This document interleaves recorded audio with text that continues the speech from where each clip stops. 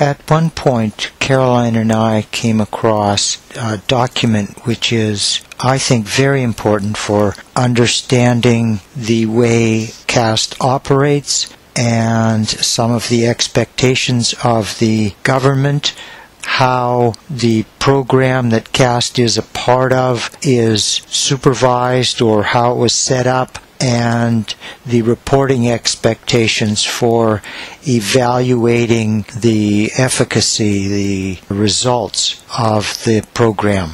This document is essentially an audit done by the Office of the Inspector General of the U.S. Justice Department's Office of Justice Programs. It's an audit or finding and recommendations of the Office of Justice Programs, the OJP's Human Trafficking Grant Program.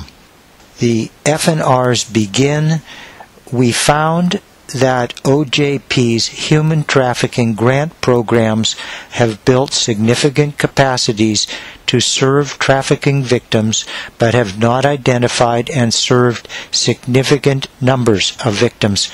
This, to me, is what the picture that is being conveyed by this 43-page report is all about. And I think that it's possible to relate this to the current situation going on with myself, CAST, Nancy Maney, etc. It continues. The OJP's Office for Victims of Crime, the OVC, began awarding agreements to service providers in January 2003, and during the first 2 years assisted only 480 victims. As an expansion of the program, in fiscal year 2005, the Bureau of Justice Assistance, BJA, began awarding grants to establish task forces intended to identify trafficking victims and refer them to service providers. Here, CAST is a service provider, and the task force or the grant to the task force in their area went to the LAPD.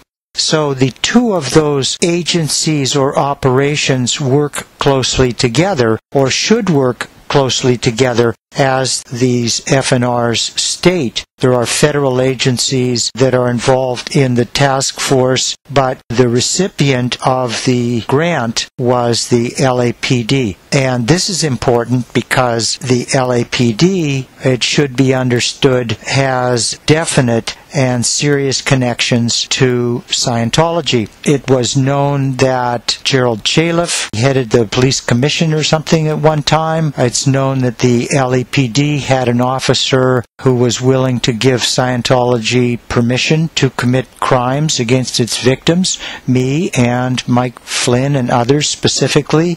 It's known that the LAPD or Scientology had people in the LAPD who were willing to tamper with crime reports on Scientology. That happened with me. Scientologist Glenn Barton, this is the guy who assaulted Keith Henson and brought false charges against Henson. He was an LAPD chaplain. It's known that the LAPD accepted $25,000. This is many years ago, 15 perhaps years ago, from Scientology. Also, the Police Activities League, there's a connection there. There's connections to the LAPD through the Way to Happiness programs. Hollywood Police Captain Michael Downing, I recall. Yeah, there's a lot of connections. Obviously, there's been a lot done already, but it's sufficient to know that the other part of this program, the way it works as these FNRs describe, is that the LAPD finds trafficking victims and they bring them over to the service provider, CAST, and CAST then lines up services for these people. And likewise, if someone contacts CAST without going through the task force, then CAST reports to the task force, to the LAPD, or to whoever its contact people are in the task force. So the information which is being provided by people like myself or Nancy or Larry Brennan or ex-Scientologists who are showing up at CAST or calling in and giving information, they would have to be reporting this information to the LAPD. So the number of connections to Scientology mounts somewhat astronomically when you consider the LAPD into the equation.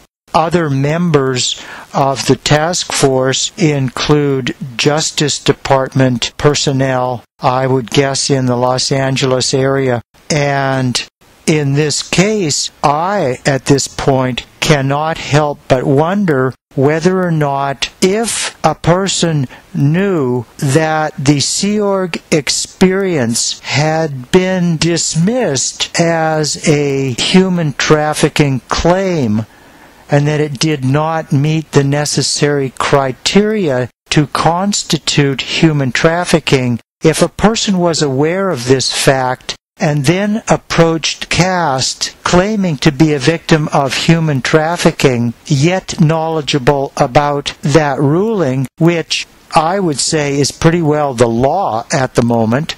I understand it might be appealed, but nevertheless, that's the only thing that exists at the moment. The Sea Org experience, which includes those items which constitute human trafficking, specifically being locked up, being detained, having your mail tampered with, and paid slave wages, as well as, I suppose, being pushed around. Those things all have been dismissed as legitimate human trafficking claims. So if you had that knowledge and you went into CAST and applied for their meager funds, would that constitute fraud? So consequently, could Scientology, by luring a whole bunch of ex-Scientologists in to go to CAST, knowing that their Sea Org experience did not, according to the U.S. District Court judgment of this very month, if those people could be sent in to CAST and make claims which they know to constitute fraud, wouldn't that be pleasing to Scientology? Wouldn't they be able to scoop up a whole bunch of their supposed enemies at one time, their victims, and re-victimize them, and get perhaps their friends in the Justice Department or in the LAPD to prosecute these poor ex-Scientologists, ex-Sea Org personnel for now making fraudulent claims? It's a question. I am grateful for this and a number of reasons that I did not follow through to make a claim with CAST. Even though it was very alluring, I'm glad I didn't. I believe it's completely wrong.